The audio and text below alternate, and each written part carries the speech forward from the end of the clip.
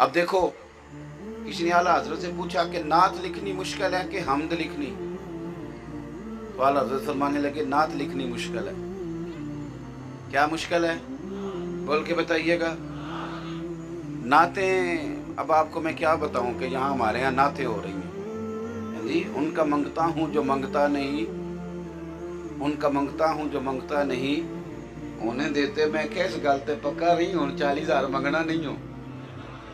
جڑا رولا پایا ہے نا، بڑا زور توڑے لگایا ہے، اس پہ قائم رہنا ہے۔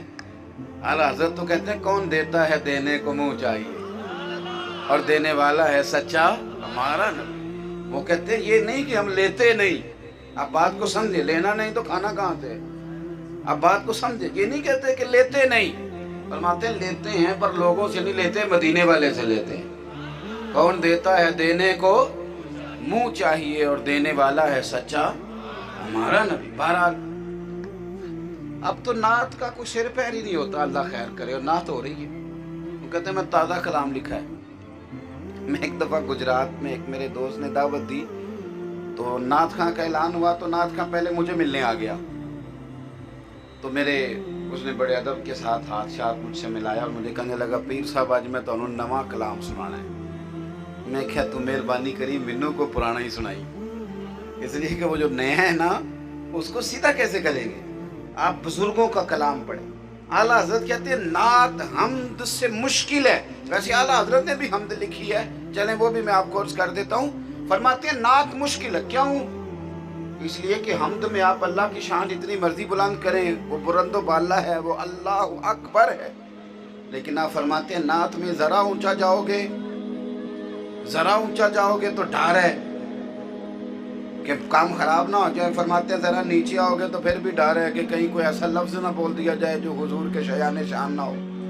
لہذا سوچ سمجھ کے نعت لکھی، سوچ سمجھ کے۔ اس لیے اعلیٰ حضرت بریلوی کے سامنے کسی نے شعر پڑھا تھا کہ شان یوسف جو دبی وہ بھی اسی در پہ دبی حضور کے لیے، تو اعلیٰ حضرت فرمانے لگے یہ تو کیا پڑھ رہا ہے، حضور کسی کو دبانے تو نہیں نہ آئے۔ اس نے کہا حضور پھر کیا پڑھوں؟ فرمانے لگے یہ پڑھ کہ شان یوسف جو بڑی وہ بھی اسی در سے بڑی۔ وہ کہنے لگا جی وجہ؟ تو آپ فرمانے لگے سن، حضرت یوسف کا تذکرہ پرانی امتوں میں رہتا، لیکن حضور پر اللہ نے قرآن نازل کیا، اس میں سورہ یوسف نازل کی، نبی پاک نے امت کو وہ صورت دکھائی، قیامت تک پڑھی جائے گی اور جناب یوسف کی شانیں بڑھتی چلی جائیں گی۔ تو شان یوسف جو بڑھی تو وہ بھی اسی۔ اب اعلیٰ حضرت نے حمد بھی لکھی ہے، ہمارے ہاں بھی حمد ہوتی ہے نا، ہم اسکول میں حمد پڑھا کرتے تھے، اس رب کی حمد ادا کر بھائی جس نے ہماری گائے بنائی۔ یہ آپ نے بھی پڑھی ہے کہ نہیں؟ اسکول میں ہم پڑھتے تھے چھوٹی کلاسوں میں نا، دوسری تیسری میں یہ ہوتی تھی، اس رب کا شکر ادا کر بھائی جس نے ہماری گائے بنائی۔ تو اللہ نے صرف گائے بنائی ہے، کوئی شے نہیں بنائی۔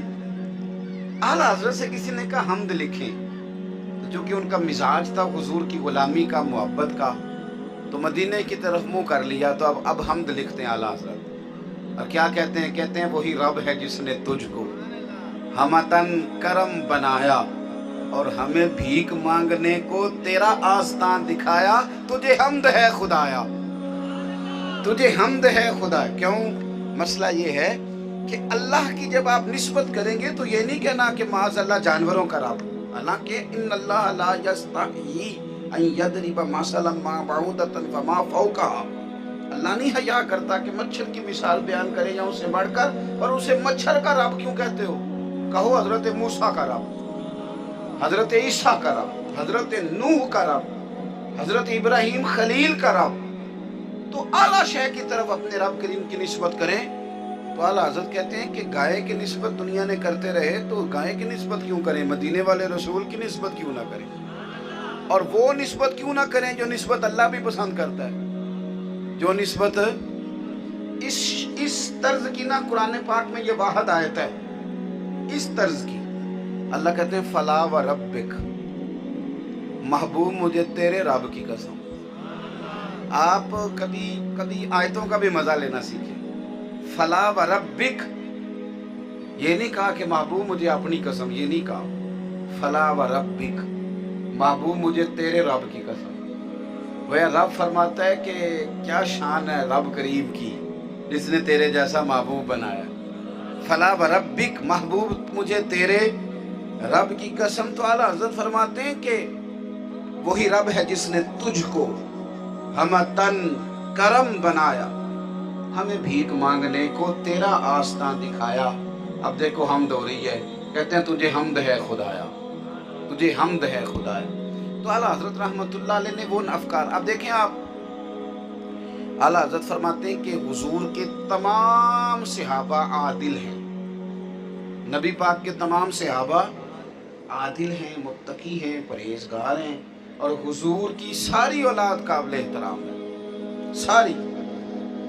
यानी एक तो है ना कि इमाम हसन हुसैन का, इमाम ज़ैनुल आबिदीन का और इमाम जाफर सादिक का अदब करना। आला हज़रत के घर में ना एक मुलाजिम की ज़रूरत थी, तो एक मुलाजिम रखा गया, तो बाद में पता चला सैयद है। यानी एक तो ये कि वो सादाते किराम, और ये कि हमारे दौर के अंदर जो हुजूर की औलाद है उसकी ताज़ीम भी आला हज़रत, हुजूर ये सैयद है बच्चा, मुलाजिम रखा गया। तो आला हज़रत फरमाने लगे भाई सुन लो, पहली बात तो ये कि तुम्हें पहले बताना चाहिए था ये सैयद है, लेकिन ये कि अब अगर ये आ ही गए हैं तो फिर अब मेरा हुक्म ये है कि तनख्वाह जितनी तय की है ना, वो तनख्वाह समझ के नहीं, नजराना समझ के हर महीने शाह जी को पेश की जाए, और शाह जी को कोई काम ना कहा जाए, अलबत्ता शाह जी जो हुक्म करें वो काम जल्दी से कर दिया जाए। ये रवैया है। और आला ये आज लोगों का अपना रंग है बात करने का, पर फाजिल बरेलवी रहमतुल्लाह अलैह वो वाहद हस्ती हैं कि ये ज़ौक़ सिर्फ आला हज़रत ने दिया है कि तेरी नस्ल पाक में है बच्चा बच्चा नूर का। यानी बड़े नहीं, बुजुर्ग नहीं, आलिम नहीं, मुफ्ती नहीं, बच्चा बच्चा तेरी नस्ल पाक में है बच्चा बच्चा। दलील क्या है कि तू है ऐने नूर और तेरा सब घराना ही नूर का। तू तमाम सहाबा आदिल हैं, उदूल, बल्कि आला हज़रत अहले बैत की बात करते हैं। किसी ने मेरे आला हज़रत से मसला पूछा, तवज्जो है दोस्तों की मेरी बात, किसी ने मसला पूछा कि सैयद को ज़कात लगती है? चाहिए तो ये था कि कह देते नहीं लगती। आला हज़रत ने उस पर रसाइल लिखे, दलाइल दिए, जवाब दिया कि नहीं लगती, लेकिन फिर ना 2 सफ़े अपनी मर्जी के भी लिखे। तवज्जो है मेरी बात पर, मेरी बातों की समझ तो आ रही है ना आप हज़रात? कुछ बंदे हल्की हल्की हाँ ना करते हैं, कुछ वो भी नहीं करते। अल्लाह भला करे, दाल सेनियाँ बेचने वाले था उन्हें भी बंदे काम लाते हैं, कुछ उस काम भी लगे। अल्लाह ताला, मैंने तो भले की दुआ की है ना जी, अल्लाह इनको भी बेशुमार बरकत दे। तो आप, मैं बस चूँकि आपको पता है थोड़ी तकरीर करने वाला मौलवी हूँ, तो मैंने जल्दी चले जाना है। आप मेरी बात पे गौर करें थोड़ी देर। आला हज़रत रहमतुल्लाह अलैह पहले उस पर दलाइल दिए, हुजूर की सारी औलाद को ज़कात नहीं लगती। फिर फरमाने लगे, आखिर में अपनी मर्जी से लिखते, साइल का सवाल पूरा हो गया। फिर फरमाने लगे ये बताओ कि सैयद को ज़कात ही देनी है?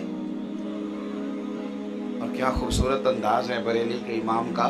फरमाने लगे अपने माल में से जो तैयब है ना, तैयब, सारा माल भी तैयब नहीं ना होता, फरमाते माल में से भी चुन के तैयब और ताहिर माल निकालो और जाके सैयदों को नजराना पेश करके